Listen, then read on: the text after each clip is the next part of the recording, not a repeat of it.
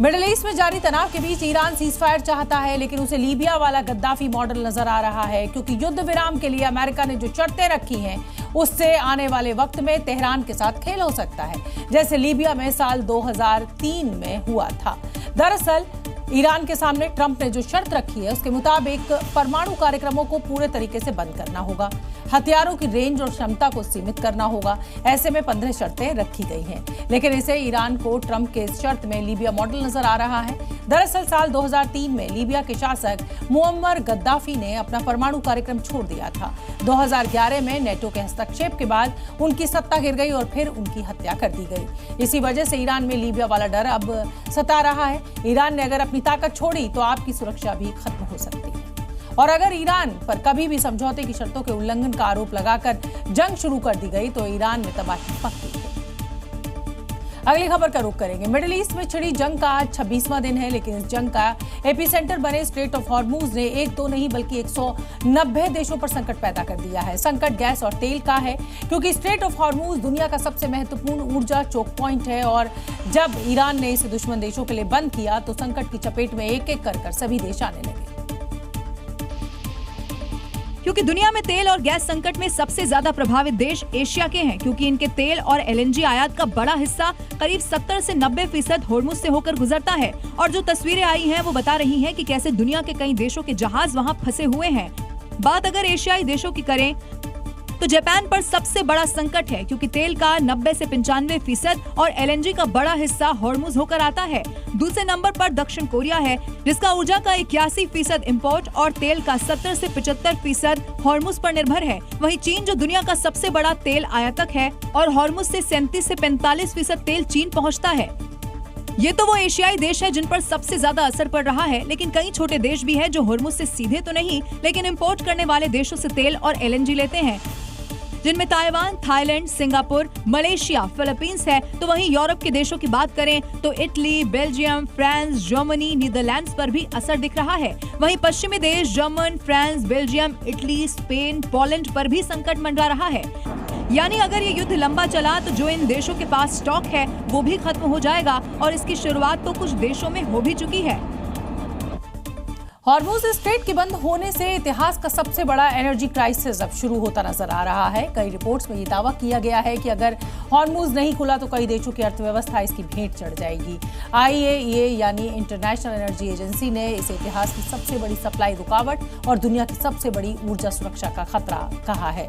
IEA chief का ये कहना है कि कोई देश इसके प्रभाव से अछूता नहीं रहेगा और इसका समाधान हॉर्मुज फिर से खोलना ही होगा। हॉर्मुज बंद होने से वैश्विक तेल सप्लाई में 8 से 11 लाख बैरल प्रतिदिन की कमी आई है। तो वहीं आईईए के 32 सदस्य देशों ने 400 मिलियन बैरल तेल इमरजेंसी रिजर्व में बाजार में उतारा है। दुनिया के कई देशों ने तो इस संकट के बाद वो फैसले लेने शुरू कर दिए हैं जो शायद इतिहास में लिए भी नहीं गए हैं। पाकिस्तान में स्कूल, यूनिवर्सिटी अस्थायी बंद है। पाकिस्तान में सरकारी दफ्तरों में 4 दिन काम हो रहा है। वियतनाम में वर्क फ्रॉम होम का नियम लागू किया गया है। बांग्लादेश में भी यूनिवर्सिटीज बंद करनी पड़ी हैं।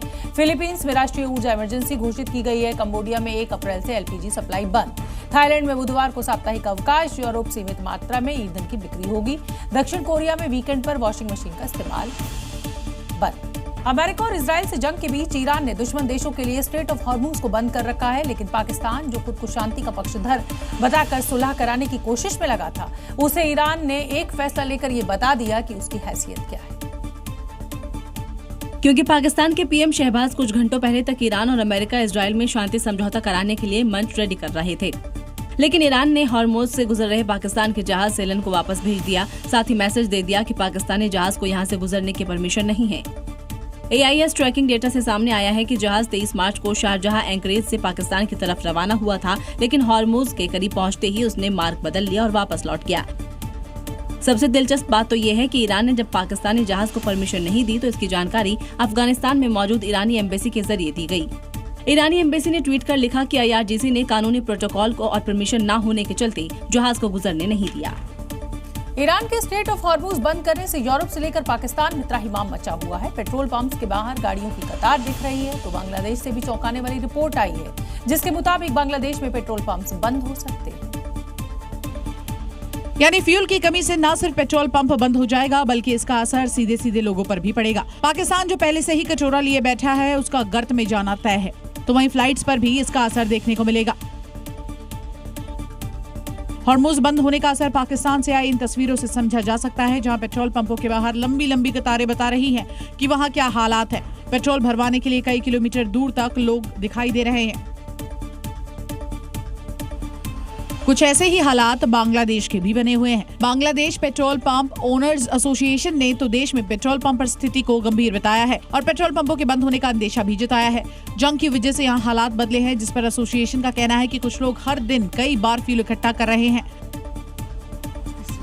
मध्य यूरोप में स्थित देश स्लोवाकिया में निजी वाहनों के लिए 50 लीटर प्रतिदिन के हिसाब से ईंधन दिया जा रहा है। उसके बाद से बॉर्डर वाले शहरों के पास पेट्रोल पंप और गैस स्टेशन पर लोगों की भीड़ उमड़ रही है। जहां तक नजर जाएगी सिर्फ और सिर्फ गाड़ियां दिखाई देती है। हॉर्मुज बंद होने का सीधा सीधा असर अब यूरोप पर भी दिखाई दे रहा है। इजरायली डिफेंस फोर्स की तरफ से अब ईरान के पावर प्लांट को निशाना बनाया जा रहा है, जिसमें बुशहर न्यूक्लियर पावर प्लांट सबसे प्रमुख है। लेकिन इस हमले से अभी तक मानवीय संकट पैदा हो सकता है, क्योंकि हमले में अगर न्यूक्लियर रेडिएशन लीक हो गया तो ये पूरी दुनिया के लिए खतरे की घंटी होगा और इस खतरे की चपेट में पूरा मिडिल ईस्ट होगा। बुशहर में पहले ही इजरायल की तरफ हमले होते रहे हैं, लेकिन इस बार न्यूक्लियर पावर प्लांट को निशाना बनाया गया। तबाही का आलम आप इस तस्वीर से लगा सकते हैं, जहां दूर तक धुएं का गुबार नजर आ रहा है। बुशहर न्यूक्लियर पावर प्लांट पर हमले ने लोगों को 15 साल पुराने फुकुशिमा की याद दिला दी है, जहां सुनामी की वजह से जापान के फुकुशिमा में परमाणु संयंत्र से रेडिएशन रिसाव होने लगा, जिस वजह से 3000 से ज्यादा लोगों की मौत हो गई थी। जबकि इसके पहले साल 1986 में यूक्रेन के चेर्नोबिल रेडिएशन लीक होने की वजह से आपदा की स्थिति बन गई थी। यही वजह है कि बुशहर को लेकर पूरे मिडिल ईस्ट में चिंता बढ़ गई है। वहीं इजरायल लगातार बुशहर न्यूक्लियर पावर प्लांट को निशाना बना रहा है, ताकि तेहरान के पावर सप्लाई को ठप किया जा सके। मिडिल ईस्ट में जारी तनाव के बीच अब परमाणु सुरक्षा को लेकर चिंता और बढ़ गई है। हमले में न्यूक्लियर पावर प्लांट को निशाना बनाने से इलाके में परमाणु रेडिएशन का अलार्म बज गया है, जिसे लेकर अब कई देश अपनी अपने तरीके से तैयारी में जुट गए हैं। जहां कुवैत की तरफ से बाकायदा न्यूक्लियर सेफ्टी गाइडलाइन जारी की गई है, जिसमें ऐसे आपात स्थिति क्या करें क्या ना करें बताया गया है। गाइडलाइन में ये भी बताया गया है कि अफवाहों पर ध्यान न दे। वहीं अगर रेडिएशन का रिसाव होता है तो इसके चपेट में बहरीन, कुवैत, यूएई, सऊदी अरब और ओमान जैसे देश आ सकते हैं।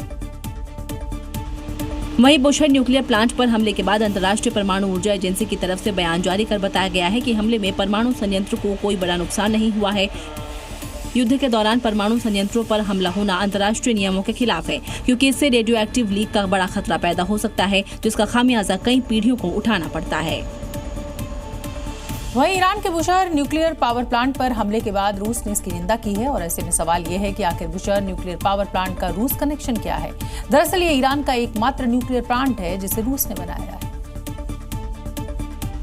और इस पावर प्लांट में आज भी रूस की कंपनी रोस्टोम चलती है, जिसमें सैकड़ों रूसी इंजीनियर काम करते हैं। और यही वजह है कि इजरायल के इस हमले के बाद रूस ने कड़ी निंदा की है और इसे बेहद ही खतरनाक बताया है। बुशहर के इस न्यूक्लियर प्लांट के पीछे की कहानी बेहद दिलचस्प है।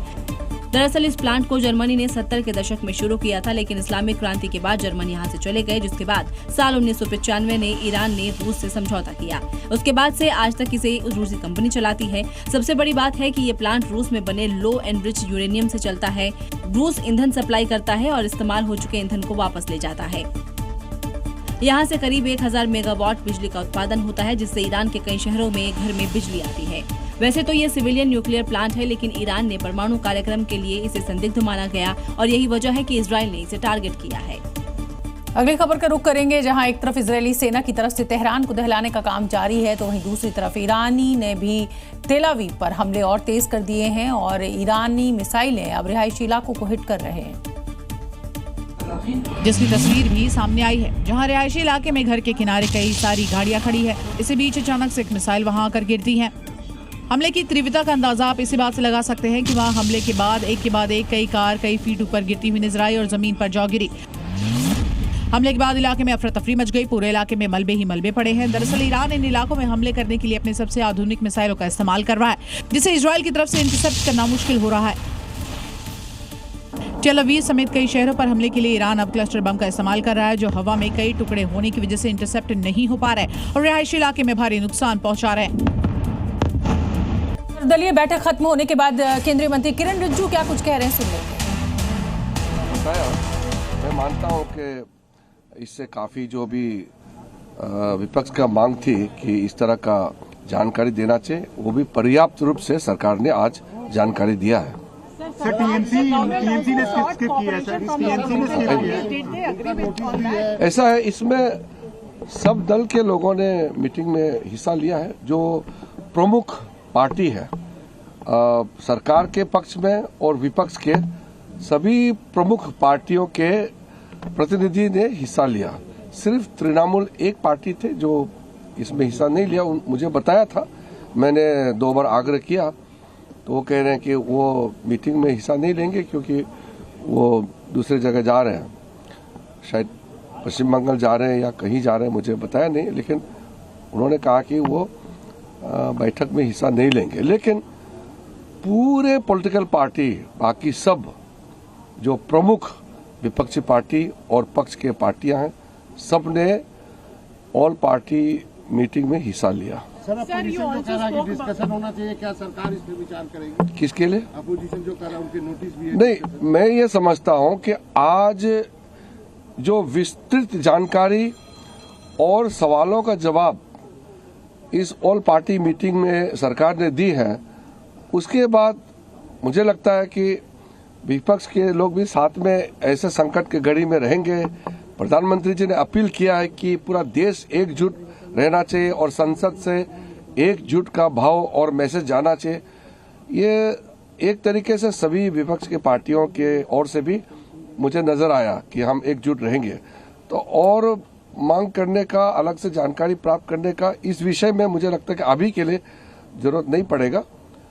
आगे का भविष्य के बारे में तो मैं कह नहीं सकता हूं, लेकिन जो फिलहाल परिस्थिति है उनका पर्याप्त जानकारी दे दिया है। मिडिल ईस्ट की जंग 26 दिनों से लगातार जारी है और अब इस जंग में एक नया मोर्चा खुल गया है, सोशल मीडिया वॉर। जी हां, अमेरिकी राष्ट्रपति डोनाल्ड ट्रंप ने दावा किया है कि ईरान से उनकी बहुत अच्छी बात चल रही है, लेकिन ईरान ने इस दावे को झूठा कहा है। ट्रंप की खुल्लम खुल्ला खिल्ली उड़ाई है। सऊदी अरब में मौजूद ईरानी एम्बेसी के आधिकारिक हैंडल से एक ऐसा स्क्रीनशॉट शेयर किया गया है जो ट्रंप के प्राइवेट चैट की तरह लग रहा है, जिसे देखकर ऐसा लग रहा है कि ट्रंप मैसेज पर मैसेज किए जा रहे हैं, लेकिन ईरान की तरफ से कोई जवाब नहीं है। ईरान के एम्बेसी ने इस स्क्रीनशॉट के जरिए ट्रंप की डिप्लोमेसी का सरेआम मजाक उड़ाया है। स्क्रीनशॉट के ऊपर प्रेसिडेंट ऑफ पीस यू लिखा है, नीचे मैसेज योरसेल्फ का फीचर दिख रहा है। इसका सीधा मतलब है कि ईरान ये कहना चाह रहा है कि ट्रंप ने ये सारे मैसेज खुद को ही भेजे हैं और खुद ही उनका जवाब भी मान लिया है। फोटो में दिख रहा है कि हे अयातुल्ला और I will cease attacks for 5 days जैसे मैसेज भेजे गए हैं, लेकिन दूसरी तरफ से कोई रिप्लाई नहीं आया है। ये पोस्ट सोशल मीडिया पर तेजी से वायरल हो गया है। ध्यान रहे, ये असली चैट नहीं है बल्कि ईरान का व्यंग्यात्मक जवाब है। ये सिर्फ मजाक नहीं है, ये इन्फॉर्मेशन वॉर का नया रूप है। जब असली जंग छिड़ी हुई है तब दोनों तरफ से नैरेटिव कंट्रोल करने की कोशिश हो रही है। बंगाल विधानसभा चुनाव के लिए असदुद्दीन ओवैसी और हुमायूं कबीर ने हाथ मिलाया है और इस विधानसभा चुनाव में ओवैसी की AIMIM और हुमायूं कबीर की जनता उन्नयन पार्टी मिलकर चुनाव लड़ेगी। दोनों नेताओं ने एक ज्वाइंट प्रेस कॉन्फ्रेंस की और इस प्री पोल अलायंस की घोषणा की। इस दौरान ओवैसी और हुमायूं कबीर ने पश्चिम बंगाल को लेकर अपना प्लान भी बताया। ओवैसी ने कहा कि दोनों पार्टियों के बीच सीट बंटवारा फाइनल हो चुका है। इस गठबंधन का मकसद उन्होंने मुस्लिम लीडरशिप को आगे लाना बताया है। साथ ही ओवैसी ने ये भी कहा कि ये गठबंधन सिर्फ इसी चुनाव तक सीमित नहीं है। पूरी कोशिश यही है कि इस चुनाव में इस प्रदेश में मुस्लिम माइनॉरिटी की एक पॉलिटिकल लीडरशिप उभरे। वहीं हुमायूं कबीर ने ओवैसी को बड़ा भाई बताते हुए इस चुनाव में मजबूती से उतरने की बात कही है। साथ ही बताया कि वो पूरे प्रदेश में 20 रैलियां करेंगे। पहली रैली 1 अप्रैल को बहरामपुर में ओवैसी के साथ होगी।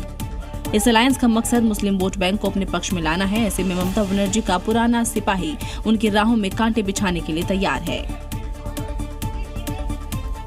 48 सालों तक कांग्रेस पार्टी का दफ्तर रहा 24 अकबर रोड अब खाली करने का नोटिस उन्हें मिल चुका है। 28 मार्च तक कांग्रेस को इसे खाली करने के लिए कहा गया है। इसके साथ ही यूथ कांग्रेस के दफ्तर को भी यानी 5 रायसीना रोड को भी खाली करने का नोटिस दिया गया है। दरअसल पिछले साल कांग्रेस ने नए हेडक्वार्टर इंदिरा भवन का उद्घाटन हो चुका है, लेकिन इसके बावजूद 24 अकबर रोड वाले ऑफिस को कांग्रेस ने खाली नहीं किया है। सूत्रों के मुताबिक यहां भी पार्टी की गतिविधियां पहले की तरह ही चल रही हैं, जिसको देखते हुए एस्टेट्स डिपार्टमेंट ने कांग्रेस को 24 अकबर रोड को खाली करने का नोटिस जारी किया है। हालांकि कांग्रेस इस नोटिस को राजनीतिक बदले की भावना से उठाया कदम बता रही है। भाजपा सरकार लोकतांत्रिक सरकार में दुखद है, दुर्भाग्यपूर्ण है। हम उस पर वैधानिक राजनीतिक रूप से विचार करके कार्रवाई करेंगे। आप कितनी ही कोशिश कर लीजिए, कांग्रेस का आप मुंह तो बंद नहीं करा पाएंगे। वहीं नोटिस मिलने के बाद कांग्रेस कोर्ट का दरवाजा खटखटा सकती है। साथ ही कांग्रेस इसे विपक्ष पर हमला बताकर संसद से सड़क तक नैरेटिव बना सकती है। उत्तर प्रदेश में माफियाओं पर हुए एक्शन पर आज राज्यसभा में चर्चा के दौरान बीजेपी सांसद बृजपाल ने योगी मॉडल की जमकर तारीफ की और साथ ही कहा कि माफियाओं के कब्जे से मुक्त की गई जमीन पर गरीबों के लिए घर बनाया जा रहा है। वहीं समाजवादी पार्टी पर आदिवासियों और दलितों की जमीन हड़पने का आरोप लगाया। इस दौरान प्रयागराज में अतीक अहमद हो या फिर गाजीपुर में मुख्तार अंसारी। बीजेपी सांसद ने ये भी बता दिया कि यूपी में माफियाओं की जमीन पर योगी फोर्स की स्ट्राइक से गरीबों का भला हुआ है। कीमती जमीन वहां गाजीपुर के एक माफिया ने कब्जा किया था, करोड़ों रुपए की, उसको लिया गया, बुलडोजर चलाया गया और अब वहां गरीबों को मकान दे दिया गया है। दरअसल यूपी में माफियाओं पर योगी फोर्स ने हंटर चलाया और यूपी गैंगस्टर एक्ट के तहत कार्रवाई में 66,000 हेक्टेयर जमीन को कब्जा मुक्त कराया गया। इन जमीनों की कीमत 14,000 करोड़ रुपए है। ये वो आंकड़े हैं जो इस बात की गवाही दे रहे हैं कि यूपी में 10 सालों में माफियाओं की कमर तोड़ दी गई है और योगी सरकार में हर माफिया पर बुलडोजर स्ट्राइक हुई है।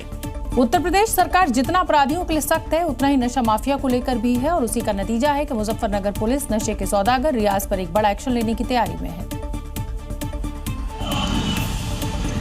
क्योंकि सीएम योगी पहले ही बता चुके हैं कि नशा माफिया युवा पीढ़ी को चपेट में लेने की कोशिश में है।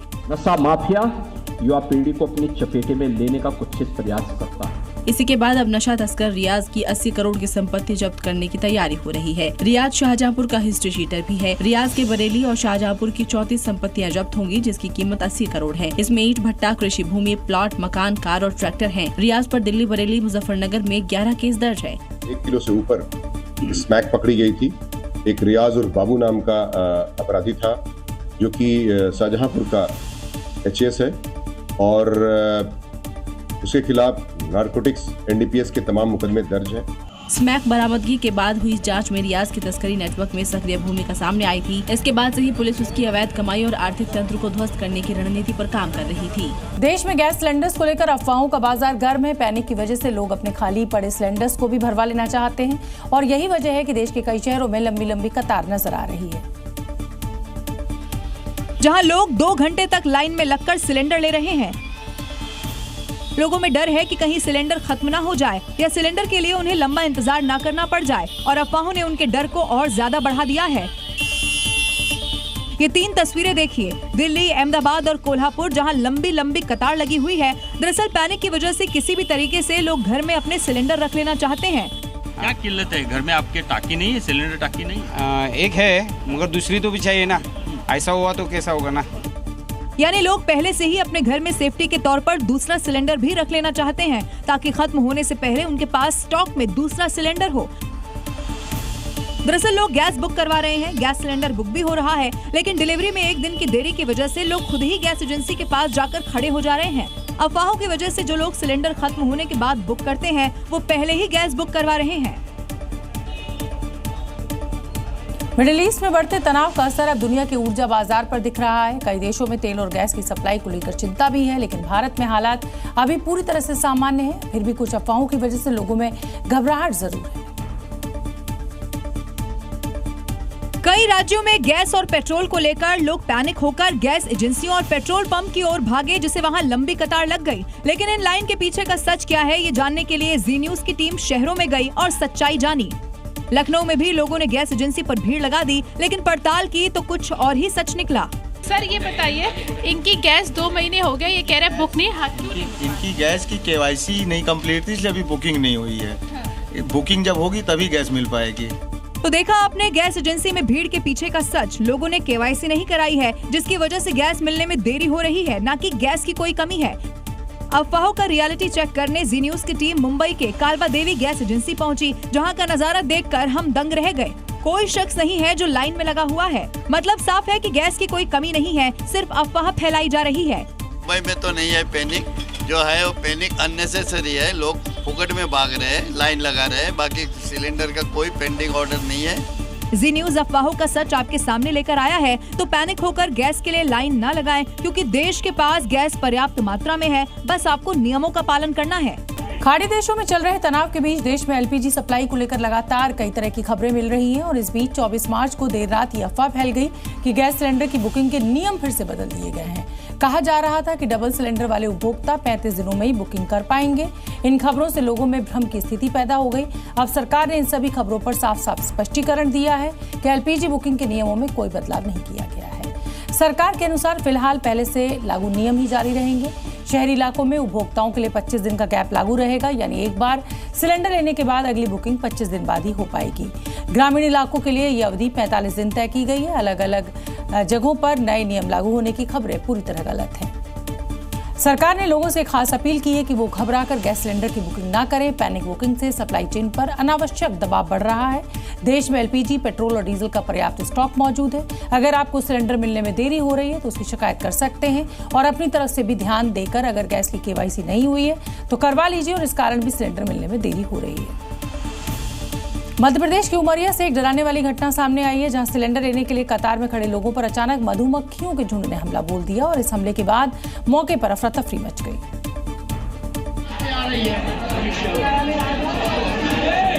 सिलेंडर के लिए लोग अपनी बारी का इंतजार कर रहे थे, तभी पास में लगे मधुमक्खियों के छत्ते में हलचल हो गई। देखते ही देखते सैकड़ों मधुमक्खियां झुंड बनाकर बाहर निकल आई और वहां मौजूद लोगों पर हमला कर दिया। अचानक हुए इस हमले से ही मौके पर अफरा तफरी मच गई। लोग अपनी जान बचाने के लिए इधर उधर भागने लगे। कुछ लोग अपने चेहरे को गमछे और कपड़ों से ढककर बचाव करने की कोशिश करते नजर आए, जबकि कई लोग सिलेंडर छोड़कर सुरक्षित स्थान की ओर भागे। वहीं कुछ लोग सिलेंडर लेकर ही वहां से दूर हटते दिखाई दिए। हमला इतना अचानक हुआ कि किसी को संभलने का मौका ही नहीं मिला। मधुमक्खियों की संख्या काफी ज्यादा थी और वो सीधे लोगों पर टूट पड़ी। लोगों ने अपने स्तर पर बचने की कोशिश की, लेकिन कई लोग इसकी चपेट में आ गए। घटना के बाद घायल लोगों को तुरंत नजदीकी अस्पताल पहुंचाया गया, जहां उनका इलाज किया गया। पुरी के श्री जगन्नाथ मंदिर का रत्न भंडार 48 साल बाद खोला गया। दोपहर 12:12 पर शुभ मुहूर्त में यह ऐतिहासिक प्रक्रिया शुरू हुई। इस रत्न भंडार में भगवान जगन्नाथ, बालभद्र और सुभद्रा के अलौकिक आभूषण, सोने चांदी और बहुमूल्य रत्न हैं। आखिरी बार 1978 में इसकी गिनती हुई थी, जिसमें 72 दिन लगे थे। इससे पहले रत्न भंडार में रखे खजाने की गिनती 1978 में की गई थी, जिसके मुताबिक रत्न भंडार में 367 प्रकार के सोने और 231 प्रकार के चांदी के आभूषण मौजूद हैं। सोने का कुल वजन 149 किलो 460 ग्राम है, जबकि 184 किलो चांदी सुरक्षित रखी गई है। इन्वेंट्री प्रक्रिया में गहनों की गिनती, वजन और उनकी पहचान की जाएगी, जिसका 1978 के रिकॉर्ड से मिलान किया जाएगा। इस बार की प्रक्रिया पिछली बार से अलग और बहुत प्रोफेशनल है। गणना के लिए सुपरवाइजिंग टीम और हैंडलिंग टीम बनाई गई है। पूरी प्रक्रिया की वीडियोग्राफी, फोटोग्राफी और 3D मैपिंग की जाएगी। इसमें मंदिर के सेवक, 2 स्वर्णकार, 2 जेमोलॉजिस्ट और रिजर्व बैंक ऑफ इंडिया के एक अधिकारी शामिल रहेंगे। सोने के आभूषणों को पीले, चांदी के आभूषणों को सफेद और अन्य गहनों को लाल कपड़े में लपेटकर विशेष बक्सों में रखा जा रहा है। गणना के दौरान मंदिर परिसर में सुरक्षा के भी कड़े इंतजाम किए गए हैं। भक्तों के दर्शन और मंदिर की नित्य सेवा पर कोई असर नहीं पड़ेगा। अमेरिका ने 50 साल पुराने A-10 थंडरबोल्ट जेट से ईरान में कई टारगेट खत्म किए हैं। आधी सदी पुराना फाइटर जेट ईरान में तहलका मचा रहा है। ये जेट इतना मजबूत है कि दुश्मन के गोले लगने पर भी उड़ता रहता है। अमेरिकी एयरफोर्स के खूंखार A-10 थंडरबोल्ट फाइटर जेट ने इराक के अल अनबार प्रांत में एक बड़े हमले को अंजाम दिया है। आसमान में गरजता हुआ A-10 वार्थोग 30 mm की GAU-8 एवेंजर गन का वो भयानक शोर, प्लेन नीचे झुकता है, मैन्यूअर करता है और दुश्मन के बेस पर मौत बरसाता है। इराक में ईरान समर्थक मिलिशिया अड्डे पर अमेरिका ने हमला कर दिया है। हर तरफ धुएं का गुबार है। इस हमले में 7 लोग के मारे जाने की खबर है। इराक के पश्चिमी इलाके अनबार में भी हमला हुआ। 13 से ज्यादा लड़ाके घायल। इराकी सेना के मुताबिक ये हमला आज सुबह हुआ। ये हमला सैन्य क्लिनिक और पास के एक इंजीनियरिंग इकाई पर हुआ। अमेरिका ने 50 साल पुराने फाइटर जेट की ताकत जानकर हैरान रह जाएंगे। अमेरिका के A-10 थंडरबोल्ट दुनिया का सबसे मशहूर ग्राउंड अटैक एयरक्राफ्ट है। ये सिंगल सीटर 2 इंजन वाला सबसोनिक अटैक एयरक्राफ्ट है। करीब 7250 किलो तक मिसाइल, बम और रॉकेट ले जा सकता है। 7 बैरल वाली रोटरी गन जो 3900 राउंड प्रति मिनट फायर करती है। बहुत कम ऊंचाई और कम स्पीड पर भी सटीक हमला कर सकता है। लंबे समय तक बैटल एरिया के ऊपर घूम सकता है। छोटे और रफ रनवे से भी टेक ऑफ लैंडिंग कर सकता है।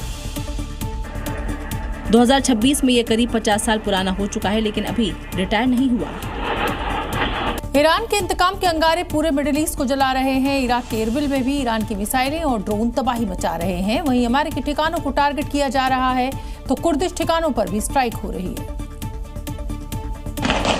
इरबिल में बारूदी तबाही 24 मार्च 2026 और 25 मार्च 2026। ईरान के प्रतिरोध का ये बारूद देखे। इराक के इरबिल में अमेरिकी सैन्य ठिकानों पर ईरान भीषण बम वर्षा कर रहा है। वहीं कुर्दिश ठिकानों पर भी ईरान ने बारूदी प्रहार कर विध्वंस मचा रखा है। ईरान के हमले इरबिल के इलाकों को खंडर में तब्दील कर रहे हैं। इरबिल में ईरान के हवाई हमलों से तबाही मची हुई है। चुन चुनकर ईरान उन जगहों पर बारूद बिछा रहा है जहां अमेरिकी सैन्य ठिकाने हैं। देखिए कैसे अमेरिकी ठिकानों को टारगेट कर मिसाइलें दागी गई हैं। इरबिल में ईरान के हवाई हमलों से तबाही मची हुई है। देखिए कैसे ड्रोन के हमले के बाद बिल्डिंग से आग का भयंकर गोला निकलता हुआ नजर आ रहा है। इरबिल के कई इलाके ईरान के हवाई हमलों से दहल रहे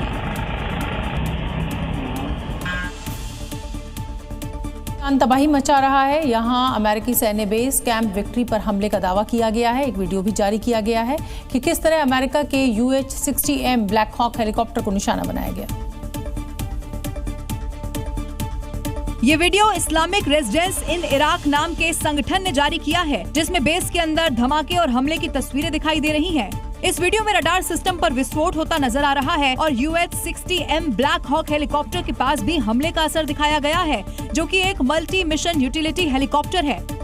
दावा किया जा रहा है कि इस हमले में FPV यानी कि फर्स्ट पर्सन व्यू ड्रोन का इस्तेमाल किया गया है, जो कि कम ऊंचाई पर उड़कर रडार से बचने में सक्षम होता है। ईरान का घातक सुसाइड ड्रोन FPV ये छोटा, सस्ता और खतरनाक होता है। 40 से 50 किलोग्राम तक विस्फोट ले जाने की इसमें क्षमता होती है। इसकी स्पीड करीब 150 किलोमीटर प्रति घंटा है। रडार से बचने में इसे सक्षम बताया जाता है। ये एक वन वे अटैक ड्रोन है। फाइबर ऑप्टिक कंट्रोल सिस्टम भी इसमें होता है। हालांकि इस हमले को लेकर अब तक अमेरिका की तरफ से कोई प्रतिक्रिया नहीं आई है, लेकिन ये साफ है कि ड्रोन टेक्नोलॉजी अब युद्ध का नया हथियार बन चुकी है और मिडिल ईस्ट में ड्रोन वॉर का ये नया चेहरा अमेरिका के लिए एक बड़ी चेतावनी है।